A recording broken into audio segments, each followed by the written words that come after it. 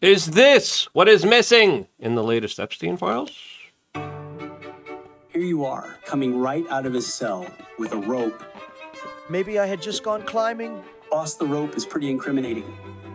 They were just playing skip ropes, right? Is that what the young kids do these days? As of course, we just got a new treasure trove of Jeffrey Epstein documents, and some of them are pretty disturbing, to say the least, as I think we're left with a lot more questions than answers, but we're getting a little bit closer to understanding this full international trafficking operation that included not just women and children, but arms, foreign relations, foreign governments, as we have the official letter from multiple presidents now that has been handed over by the Jeffrey Epstein estate over to Congress that has just publicized them. What are some of the biggest revelations in this latest data dump that was forced on by members of Congress that defied the wishes of the White House and this administration? Well, we're going to be getting into that, as well as a lot of the kind of weird lore here surrounding alleged FBI agents, as Donald Trump has just made another statement regarding this, which is highlighting to a very peculiar situation, to say the least, here, as of course this, in my opinion, is the story of the decade, and a story that deserves a lot of our attention. If you agree, subscribe, click the notification button. We greatly appreciate all the time that you spend with us. Now, let's just get right into it. As of course, the latest kind of weirdness from this all was the Speaker of the House coming out and saying Donald Trump was an FBI informant working against Jeffrey Epstein. And now he has redacted that, saying, I didn't mean it. Yep, in just a matter of days, the U.S. Speaker of the House, Mike Johnson, claimed Donald Trump was an FBI informant working to try to take down that trafficker. Then he backed away from this confusing statement, saying again that, oh no, sorry guys, I was wrong. That is not what happened here at all. So what did happen here is, of course, there's probably a lot of other people trying to also figure out. It seems like they're just trying to stick anything they can at the wall at this point, which is a little bit weird and perplexing, since the general public here is being treated like we're buffoons, like we're idiots. Like, here, shut up about this. Nothing to see here. Ignore it. And I'm like, well, I was an FBI informant. Listen, Donald Trump did actually help out the victims. The victim's lawyer actually came out and said, yeah, in 2009, Donald Trump was a big help to us. He came out and knew it wasn't a hoax back then, but he keeps calling it a hoax, as ABC News is now quoting the President of the United States saying that, quote, it's a dead issue for most of the people in this country. It's not, since they understand this is how the true power structure actually runs and operates inside of this country. When we see the extortion, blackmail operation, when we see politicians that just do a U-turn away from everything that they promised that they were going to do in their campaigning, it is explained by a kind of sinister kind of element behind the scenes working to compromise and do a lot of illegal, awful things. Jeffrey Epstein represents one of these biggest kind of representatives that has conducted himself in very peculiar matters. I mean, the guy moved around billions of dollars, right? There's also a lot of talk now about the surveillance tech that he was building. There's also weird kind of blurring of the lines and business deals and huge investments with Peter Thiel. There's also weird connections with Jamal Khashoggi, another asset that was chopped up to little pieces at a Saudi Arabian consulate. That sparked a lot of controversy, especially from the United States. That wasn't too happy about that, as a lot of people are saying that he was a double agent, and that's why he got taken out here. But there's also Jamal Khashoggi, Saudi Arabian Jeffrey Epstein connection here. There's also connections to the Israeli former prime minister, as Donald Trump now just officially declined to comment on the letter that he allegedly signed for Jeffrey Epstein's 50th birthday all the way back in 2023, calling it, quote, a dead issue. He was asked about this by NBC News, saying, I don't comment on something that's a dead issue. I gave all my comments to the staff. It's a dead issue. Trump said just a few moments ago. Again, this is one of the key core issues. His supporters are saying, no, this letter's fake. His detractors are saying it's not. There's now going to be a court proceeding that will determine who is telling the truth, who is not, as this letter was officially turned over by the Jeffrey Epstein estate. Now, is the Jeffrey Epstein estate planting evidence? That's another question that I think we need to entertain here if we're going to believe a lot of what Donald Trump is saying here, as well as what a lot of his supporters are saying here. Now comes the weird stuff, as major, big-time financial and political players like Peter Mandelson are also revealed in this book. So is Bill Clinton. Why are we paying to Bill, that much attention to Bill Clinton like we are everybody else? We should be paying attention to all of them. As Peter Mandelson called Jeffrey Epstein his best pal. That guy, the same guy's trying to distance himself. Same guy is also part of like secret society's Bilderberg group. As we have some interesting reporting surrounding this particular matter that we're going to be playing in just a little bit, as well as going into the very weird photos of what looks like exactly George W. Bush with his face blacked out. Why are we blacking out the photos here? There's also a weird kind of picture of Jeffrey Epstein at Mar-a-Lago holding a check with Trump's signature on it, with other people being blacked out. What in the world's going on here? Let's try to make sense of it in a little bit. Before we do, we wanted to tell you about wearechange.shop. When you go to the wearechange.shop, we got our supplements. And then, of course, we have magnesium. We have the magnesium glycinate supplement, but we also have magnesium mist here, which I have here on my desk. And as you can see here, it's nearly out. You know why? It's nearly out because I use this stuff. And I really do enjoy this stuff. This is Stephanie Marie, our button pushers kind of self-made product here. It's not in the best of states because I use it.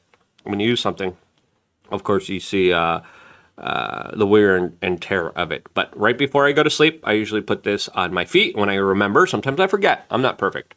But this is really great stuff. I really do enjoy it, as a lot of people are talking about how spraying magnesium or rubbing magnesium on themselves, which this product allows you to do, helps them with, some women report, helps them with their mood swings. A lot of people really love it to elevating their health.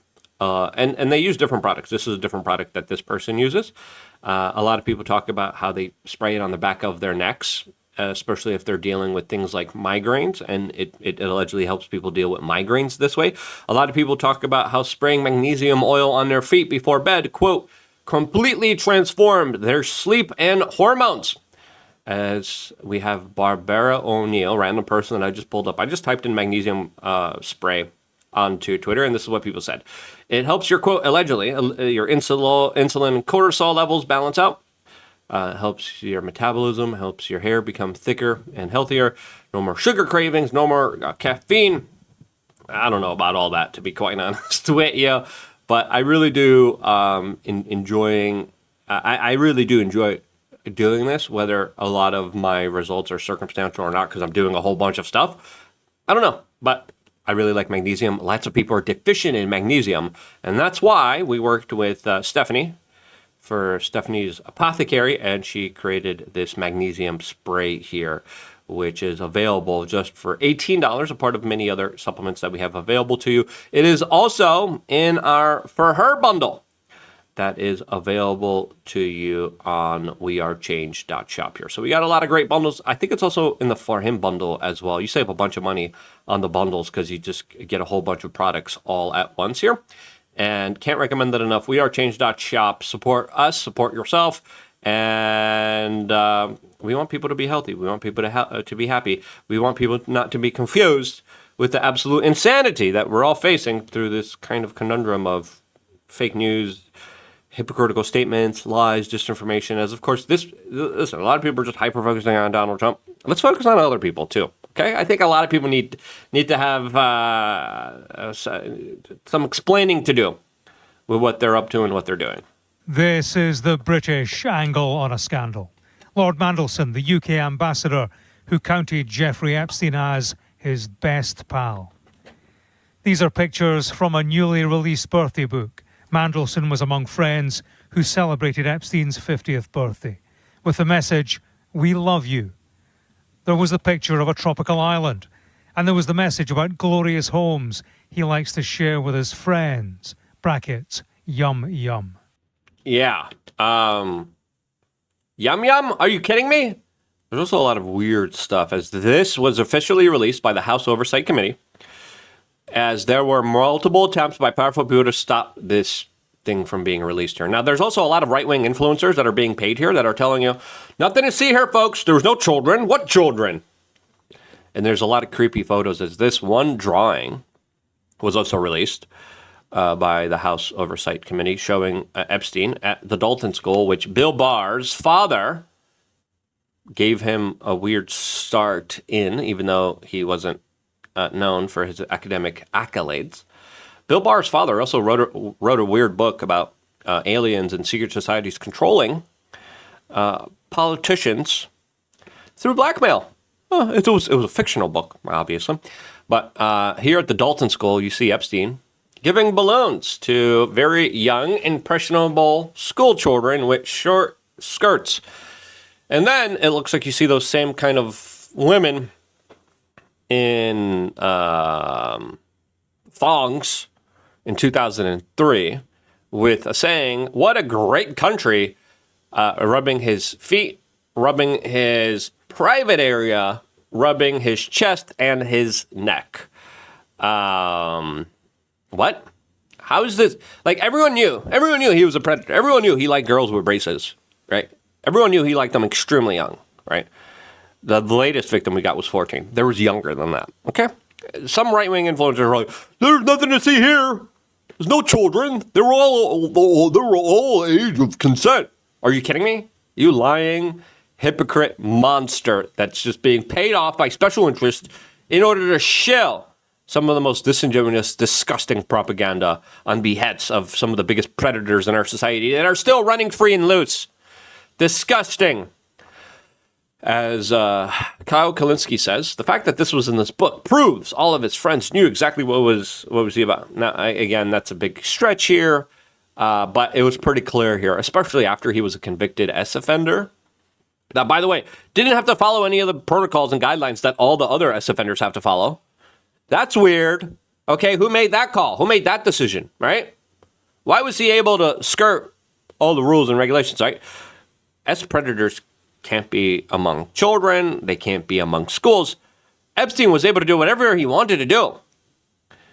And listen, this was an international S trafficking, arms trafficking, money laundering operation run by the intel agencies. This is why they probably told Trump, you're not releasing any of this. There's also a lot of other weird stuff here. There's things labeled children with photographs, and there's what images show a young girl posing. It appears to be another toddler, and this was writing from what looks like children, drawings from children, and pictures of babies and very young children, which is disturbing when you understand what's going on here, and Epstein's kind of perverse, obsessive nature towards children, as these images are, in my opinion, very disturbing.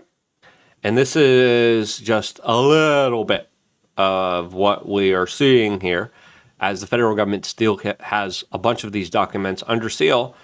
The courts have a lot of these documents under seal, and they have not released them. There's also this very interesting photo showing Jeffrey Epstein at Mar-a-Lago with a check for $22,500 with the signature from Donald Trump here to Jeffrey Epstein with this lettering that says, Jeffrey showing early talents with money and women, sells fully, deprecated to Donald Trump, $22,500, showed early people skills too. What? Who's behind this black cube here?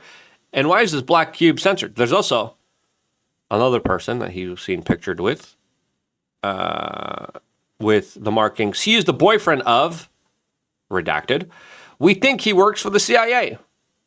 What? Are you kidding me? And then, of course, we have Bill Clinton's letter. Bill Clinton, longtime associate. According to some of the victims, he wasn't even on that plane. According to other reporting, he ditched the Secret Service and was on that plane. Some of the victims said he wasn't on that island.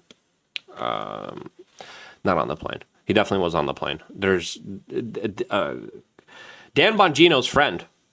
Dan Bongino was talking about how his friend was on the plane with Bill Clinton, and there's some weird stuff going on that plane. So Bongino knows. This is absolutely crazy. But Bill Clinton said, Jeffrey, happy 50th. It's fascinating, isn't it?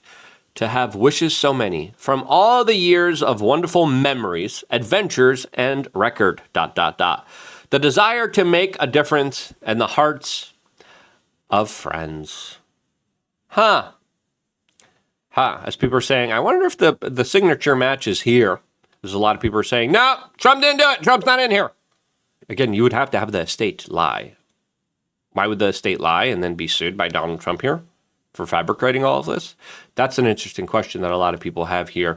As there's also letters mentioning a lot of other adult stuff that we don't mention here in this family-friendly show here. As we are seeing a handwritten letter to Jeffrey describing some of the Greenwich Village social circles with writers mentioning stories of adult things that are inappropriate. The letter from Michael describes, quote, ice skating in Prospect Park with Teddy and Warren, trips to Italy, Brighton Beach, and various New York City's venues, including liberating books from the MacBook store. A writer referenced attending shows, allegedly seasoned with Herb Alpert, records and social gatherings that involve Paula, Seymour, Peggy, Eleanor, Greenberg, Arnold, Sokol, Myrtle Avenue. The casual discussion of vulgar adult topics within Epstein's social correspondence adds context to the New York City circle in early 2000s. So, yeah. His birthday letter also revealed that he routinely asked women if they were virgins at first meetings. As we have one of the letters here, specifically referencing this mention, which is disturbing. Again, 17 years of friendship. They talked about shopping at Bloomingdale's, staying at his house, and inappropriate virginity questions amongst first meeting Epstein. Again, there's also a weird, disturbing letter referencing royal schoolgirls' dormitories. This is from someone named Nick, whose full name has been redacted. Other names have been redacted here, as they were talking about inspecting royal school girls' dorms and, quote, chasing rabbits with Toto into the tunnels. Bizarre letters talking about the old man, the brigadier, multiple redacted names, and strange incidents, including someone's skirt up and referencing to panties. Okay. Why are we talking about this? Well, Epstein was a big pervert. Like, the guy was known, and this is what we're not seeing here, for literally taking it out and cranking it in front of people who are making eye contact with them on that plane. Bill Clinton was on that plane with him. Now, another interesting aspect here from the files here is the details about how Vanity Fair removed allegations against Epstein after, quote, Alan Dershowitz claimed that he was able to change the focus of the piece here. As journalist Vicky Ward revealed that there was an Epstein expose that was supposed to be released in March of 2023 by Vanity Fair that was going to be a profile on him. And she was going to mention how there were very serious allegations against adult misconduct. But those were removed. The story was supposed to mention how there was 2 young sisters that were trafficked here and attacked here. Those mentions were removed here. There's also threats that were sent to the publishers. And listen, the corporate media absolutely destroyed these stories. As now, Alan Dershowitz, allegedly through these findings released by the House Oversight Committee, in writings, admitted that he got Vanity Fair to not talk about Jeffrey Epstein, and he called it a birthday gift to Epstein. That's a very weird birthday gift, right? As some people accuse him of aiding and abetting some of the more criminal, sinister allegations here. Now, there's also other things there about AI, robotics, mathematics. He was working with the former prime minister of Israel on surveillance tech. There was also a contact list showing Ehud Barak. Massage businesses were, of course, circled. There's also handwritten notes from Copperfield, Barak, and a bunch of other very prominent, powerful people. Now, the question still remains, what in the world was going on here? As this circle just keeps getting more and more twisted, more and more weird.